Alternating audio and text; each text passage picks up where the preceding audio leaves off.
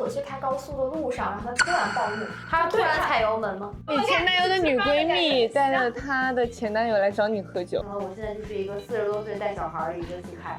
因为我感觉我跟他分手之后，我还是会很痛苦，还不如在一起。这个男生跟他女朋友约好了丁克，然后他想要小孩之后，跟外边的女人生了个小孩。我觉得这个很炸裂哦。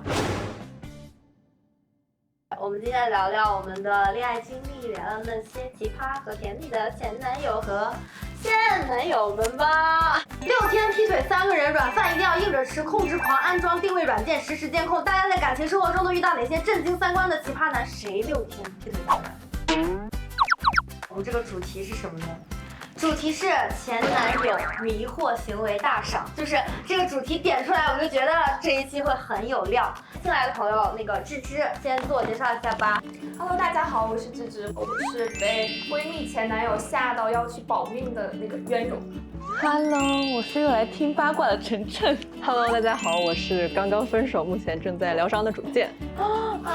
很惨，很惨。那没关系，接下来就是阳光大道。是的。Hello， 大家好，我是母胎 solo 其实非常多年，然后去年才谈的恋爱的李佳杰，谈了一段恋爱就度过情关了，家人们。那我们从芝芝这边分享一下你的故事吧。你为什么要保密呢？我最想知道。就我闺蜜刚交了一个男朋友，然后我们就是和她男朋友还有她男朋友的朋友一起4个人出去玩，然后他当时会家暴吗？他倒是不是会家暴，他是情绪和精神上有些难以控制。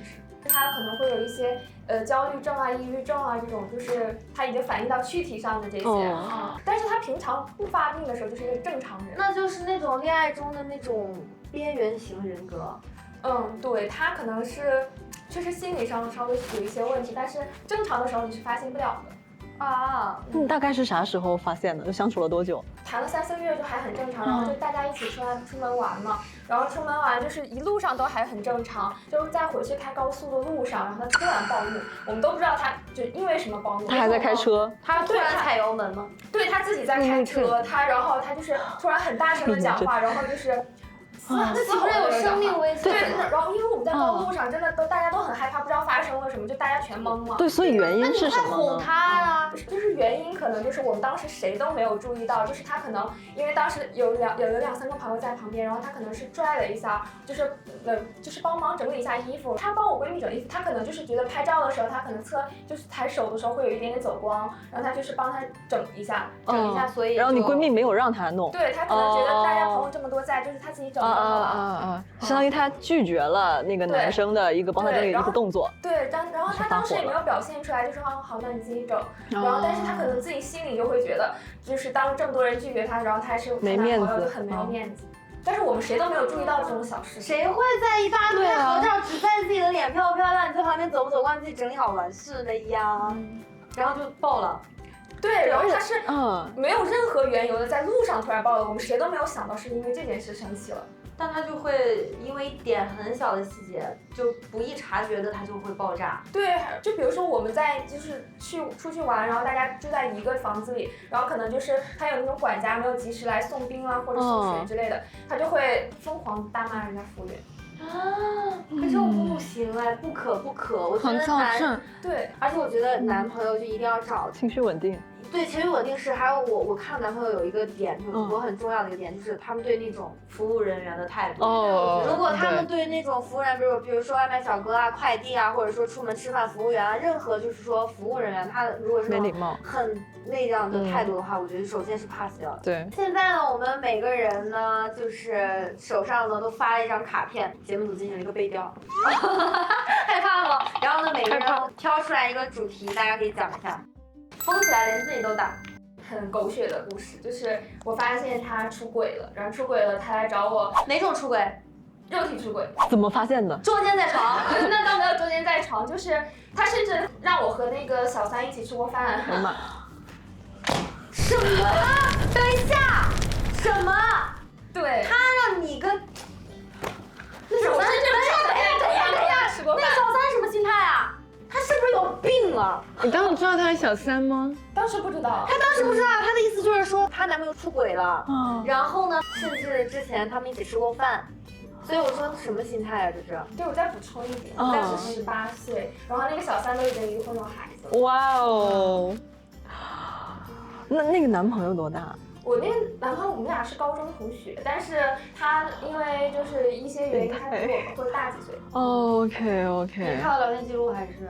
先是我俩在一起的时候，这个女生总给他打电话，他就说什么是朋友啊，喝多了什么给他打个电话之类的。后来就是翻到聊天记录了，然后我加了这个女生对峙，这个女生直接就跟我把这些摊牌说对。哦，哎，那你当时那个男朋友是怎么认识比他大这么多的女生？他是我男朋友好哥们的女朋友的朋友。哇，够远的。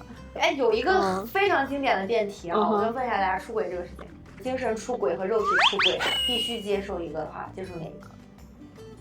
这是一个值得分析的人性辩题。我宁愿他出柜吧。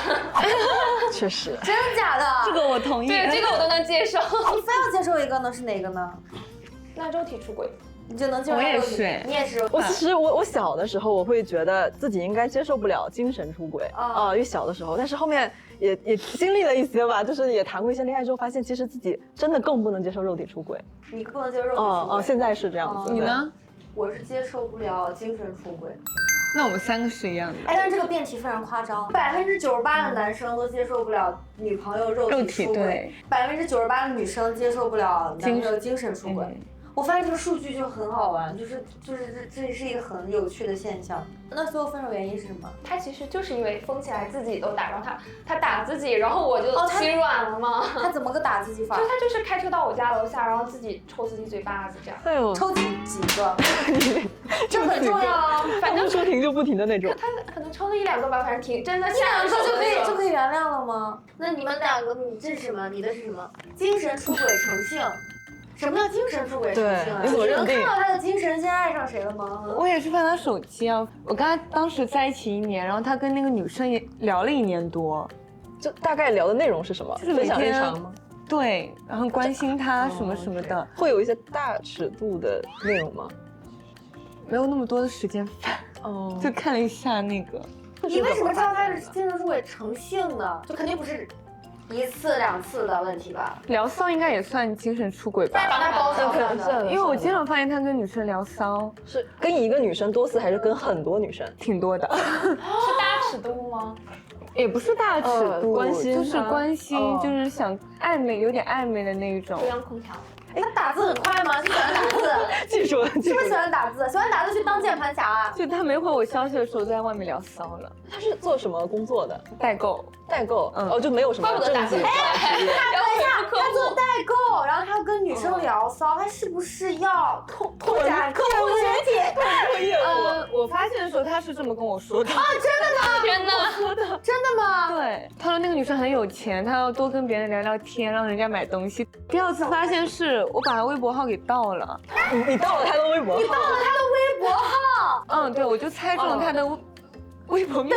他那会儿不需要验证码吗？那个时候不用密码，账号密码就可以。17年、18年就不需要。你是猜出来的？我猜出来的。是他跟你成为朋友啊？有一天猜出我银行卡密码只有6位数字，我猜了很久，微博这么长一串，就猜了很久。你也是蛮执着的。然后你看他微博，他的微博，就是你登录他的号，肯定会有很多私信啊，就是对，会评论别人啊，评论还有私信里面也有。大概是什么尺度？就嗨美女能认识一下这种，你好美这种，好像有，就是你很可爱啊那种。OK。天哪，那你看当时心情怎么样？炸裂吗？我会哭啊，就伤心很难过，浑身抖，就是对，浑身真的会心里疼那种。啊，那应该很伤心，而且谈了也很久了。对，但最后都原谅了。天哪，你原谅的原因是因为你爱他，还是他做了一些什么动作让你原谅？因为我感觉我跟他分手之后，我还是会很痛苦，还不如在一起。你就把这份爱意耗尽。对，我是接受不了你这种，就是我觉得他有可能会伤害到我的话，我就会撤，我就会逃避，因为我怕他伤害到我。我是这种人。对。那你当时应该是发现了什么端倪，你才想，我一定要把你的微博给盗号，这种是不是？因为他不让我看他微博，然后果然有问题。我就去问他兄弟，他兄弟说他微博里面很多秘密。他兄弟也不是什么好兄弟吧？他这个兄弟是喜欢不知道，当时他们已经有隔阂了。然后我就很执着的一定要。那你问的这个人还问的蛮准的，因为他们就是挺心疼我的哦，但是毕竟也谈了那么多年了，就旁敲侧击的跟我说过很多，就是让我不要跟他在一起的那种，就不听。但我不听，就是听不进。这张铁证也不死心。对，还是会选择原谅。那你当时都拿到了这个确凿的证据，你怎么跟他对峙的？我就会问他是不是真的，单恋吗？还是在网上？微信，我们俩异地恋。哎呦，那很痛苦啊！你想骂他，你又找不到这个人，当面也骂不到他，也打不到他。我会骂他。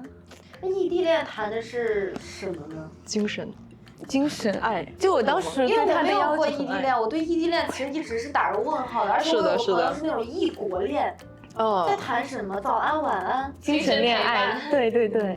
可能就是因为现实生活中朋友比较少，然后需要一个人这种无时无刻的回应消息的这种感觉。天哪，你们应该早点认识我，都没有前任什么事儿了。而且我当时对他的要求就是他只要能回我微信就行了。Oh no！ 啊，那你这个是对，这什么？这孩子爸爸？然后这个标题是什么？就这个标题有点搞笑。我先澄清一下，我是那个未婚未育，我是家人们。对，我是未婚未育，这个故事也是有点好笑。我在前面我是完全都不知道他有个小孩，因为他长得很年轻很帅，保养的特别好。真的？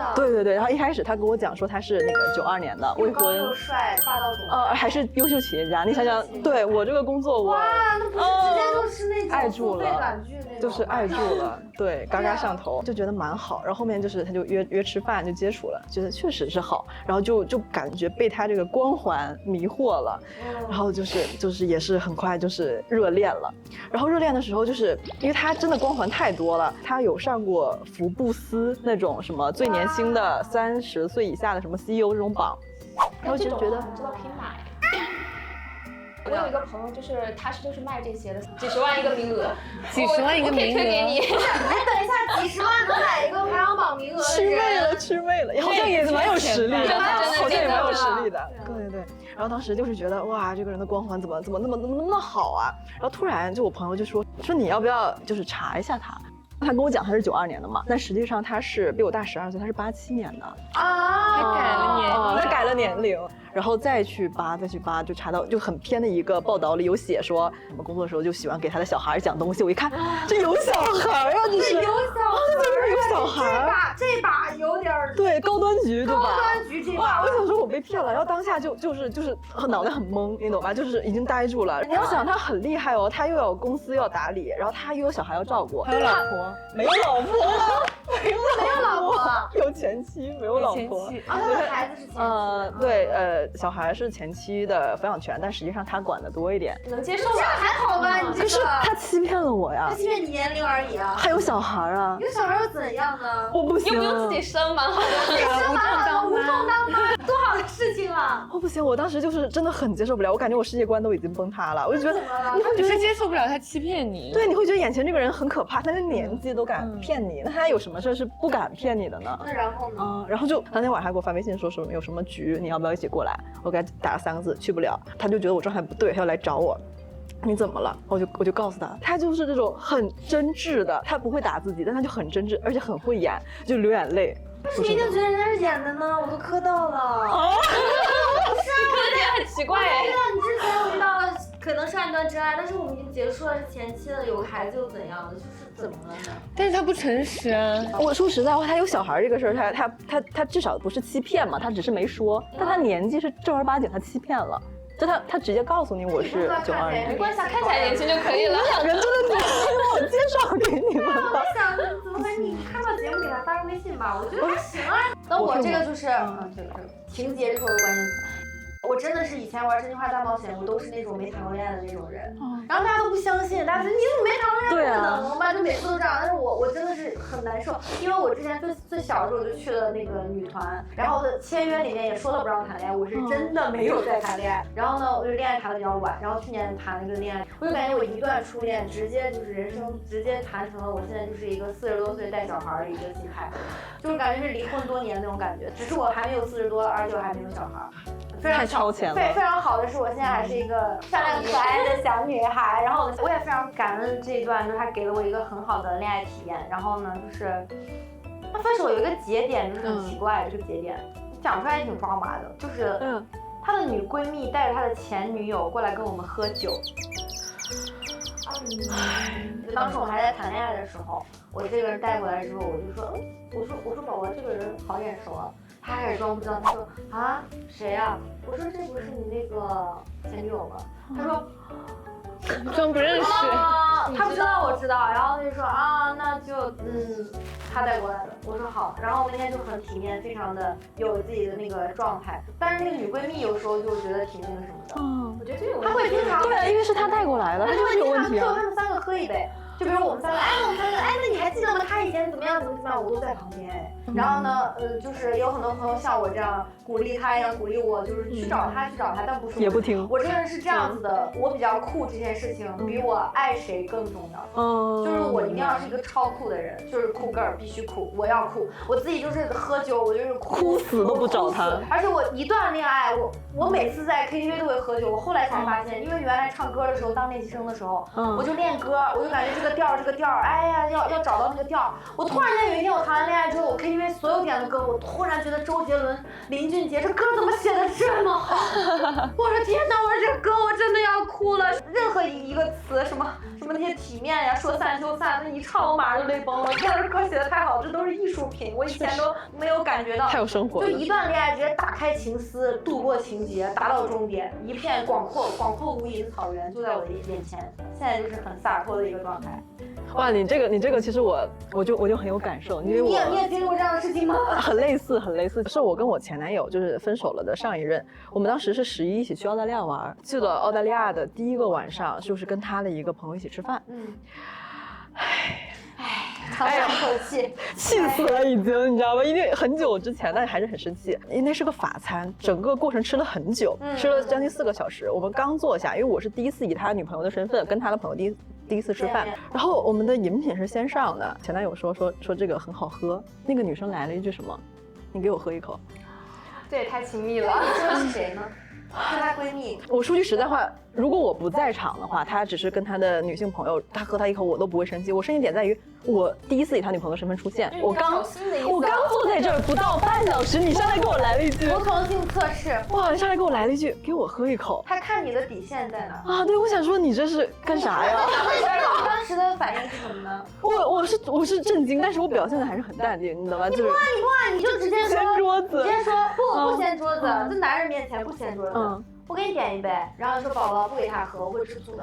那你知道我当时就想说，我想看他是什么反应，就是我想看他的做法，所以我没有我没有左右他，他给他倒了，他说我给你倒点吧。就我觉得他处理的实际上他处理的其实还是好。然后结束之后，然后因为我们第2天要出海去看鲸鱼，然后他那个餐厅就是在那个港湾大桥的对面，然后他就说那个女生就说那我们吃完饭我就带你去那个明天要坐船的港口看一下，就不至于你明天找不到。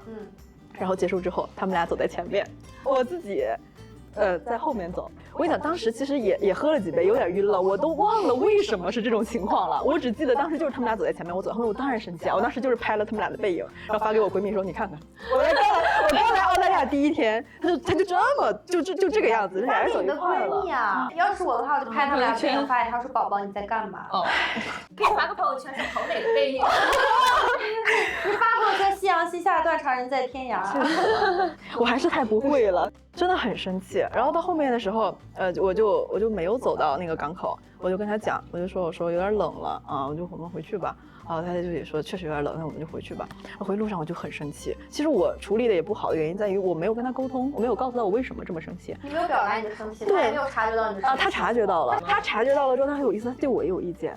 他察觉之后他也有点生气。那没有你处理不好，你就是可以不用处理的。他就觉得那我也是第一次带你见我的朋友，那他觉得我有点不合群，他觉得为什么我一直在那玩手机，就是没有跟他们聊在一起。是你没有关照到我的感受啊。他倒是也有给我夹菜和 cue 我了，但只是我因为那个酒的事件已经先入为主的很生气了。那你要翻篇啊！其实他处理对，他有感受到吗？他有感受到，他有感受到我生气了，但他其实对我有意见，而且退一万步讲，我确实也有问题，你知道吗？就是我们俩都有问题。不要 PUA 自己。他没有，他就是觉得自己后面就没有在线了。对，因为那个酒他就，所以我说聪明女人，我教大家以后在这种场合就跟男朋友一起见他的朋友，全部存档。有一个档案袋，你知道有个档案夹在这边，全部记清楚了，记不住给我写备忘录里面，写完备忘录别给闺蜜发，给闺蜜发只会拱你的火，让你的状态更不好。就是说，如果给你闺蜜发，下次可以选择给我我发，因为我在这边就是军师最大的军师，我在这边你就怎么样，你全部按照我的走，回去之后。再跟他算账，对，什么意思？对。觉得我很可爱吗？你的朋友也很喜欢我吗？我也很喜欢你啊，所以我装了一晚上。我这个法餐吃一点也不好吃，你见过点夜宵，我要吃麻辣烫。对，其实你现在听我讲，我今天难受的点，第一个、第二个、第三个、第四个，你要怎么办呢，宝宝？我很生气。对，他就觉得哇，这个女人好有魅力，他的生气很懂事，然后回家跟我生气，很体谅他，对，好爱，他把世界给你，就这种男人嘛。好，大家今天已经聊了非常多就感情的八卦呀，然后现在我们要玩一个游戏，就是这个卡牌呢，咱们就是说每个人抽一张。然后你拿到的数字不要亮出来，就它上面是1到99的数字，你抽到的数字的大小，你要说一个相对应的渣男行为，就是你一定要跟那个等级对应。然后我们几个说完之后，给大家做一个排序。有点不敢抽。哇哦，好牌。那从你开始说吧。男友画大饼改变人生轨迹，让就是我这个朋友放弃了985的这个机会。妈呀，这太夸张了！让人自愿放弃。你这有100分吧？这男太 PUA 了，非常严重了，这是人生命轨迹。我这个的分数的话，我觉得可能就是男生就是他们一起聚会喝多了，然后男生没管这个女朋友，怎么没管？对，怎么个没管法？他喝多不应该是女朋友管他吗？怎么个都喝多了，然后他没有就是安顿好女朋友。他管别的女生，但是他如果不管别的女生，那还好吧，他就没有办法管了，这没管好，这还好吧，这还好，大概能 get 到你的分数。一个男人带女朋友出去喝酒干嘛？自己不需要2个解酒药呀？干嘛要喝晕乎乎的，没有把女生保护好？确实，这还不严重吗？我讲我的，这个男生跟他女朋友约好了丁克，然后结婚很久之后，他想要小孩之后，跟外边的女人生了个小孩，我觉得这个很炸裂然后就跟他老婆离婚。你这个也100分吧，我感觉。男朋友喝多了，跟自己的兄弟说好想前女友，挺恶心的。我们现在说完这个故事之后，然后我们就排序。那你们2个的应该比较小。我觉得你们2个肯定是大的，我们俩肯定是小的。我们俩谁是？我们从小到大排吧。对，我现在哪个小一点？跟谁更小一点？我觉得他更小一点。对，我听故事应该是你更小一点。对，想前女友了，喝多了嘛。那我这个先，你最小嘛？我放这里。然后接下来应该是我的吧？我觉得。然后就是我们俩。而且你们俩直接一决高下。我觉得你应该最大。约好的丁克，他跟别人生了孩子，这事儿有这样的事情进入。好了，那你的放最大吧。那我人家要读博士了，这边画饼，我还是放在这里吧，我觉得。OK。那我们摊牌吧。先看下第一个数字，25啊，确实是我这个80啊，怎么了？你这个呢？55，仅仅是55吗？88啊，你是对的，我们俩的顺序反了。那我讲的太风轻云淡了，惩罚他，快！我讲的我很严重啊，我觉得你那个还好吧，就比起他们2个，你能接受你男朋友跟你一起出去聚会喝多了，他没有管你吗？我可以接受啊，他喝多了嘛，我也觉得他可以接受，我也觉得可以接受。喝多了别让我管他就行了。这样会遇到渣男的，喝多了不管女朋友，怎会如此呢？他喝多了只要别来烦我就行了，我其他我都随便。他如果没管你管别人的话，就有点对啊，他只是没管我，因为他喝多了，可能他自身也难保了。没有啊，他这个讲的很严重，结果才55，到底我们俩谁输掉了？你俩 PK 一下吧。我们俩真的可以，我们3人一起支好了，4个人一起。 OK。3、2、1。啊，是我身上了。OK 吧，那我现在要接受惩罚。他立刻彭于晏，你喜欢谁？彭于晏吧。彭于晏和王嘉尔。这是我能选的吗？这是我要不选希望能合作的。彭于晏和王嘉尔。王嘉尔吧，认识。王嘉尔和周杰伦。周杰伦。王嘉尔吧。王嘉尔和前男友。我真是服了，这么快。前男友。前男友和那个王安宇。前男友。看出来你很喜欢王安宇。前男友和胡歌。前男友。不是。天哪！完了。不是吧？这是怎么？我是认真的在想的。时代少年团，我怎么觉得我们学校好像有一个他的成员？真的吗？谁啊？你们学校有贺峻霖？对，就是他，真的很小哎。对，我是妈粉，那种。前男友和贺峻霖。包是小贺的呀。小贺啊，这是妈妈粉的心态。刘耀文，那刘耀文，刚才有个人问贺峻霖和刘耀文，问到心坎上了。刘耀文和吴世勋。哎呀，心动了，纠结了。不是，因为我也是追星女孩，我也参与过四叶草大战行星饭的，我又是四叶草又是行星饭。小时候克勋路，哎呀，蒙对了。小时候克勋路，那我觉得有路在的话，刘耀文。刘耀文和李钟硕。刘耀文。好了，完毕，恭喜刘耀文战胜了前男友。恭喜恭喜！好，今天我们的节目就到这里了，大家也听到了很多奇闻异事。然后呢，如果你自己也谈到了一些奇葩前男友，不要伤心，也不要难过，因为你会发现姐妹们过得都不太如意。没有，然后就希望大家女孩子嘛，就是可以轰轰烈烈的爱，也可以轰轰烈烈的买单。人生就是这样的，不要觉得自己受伤了，遇到什么样的人不重要，享受当下，然后未来祝我们每个女孩都能遇到爱自己的人，但前提是我们每个人都要自己爱自己。下期节目再见啦，拜拜。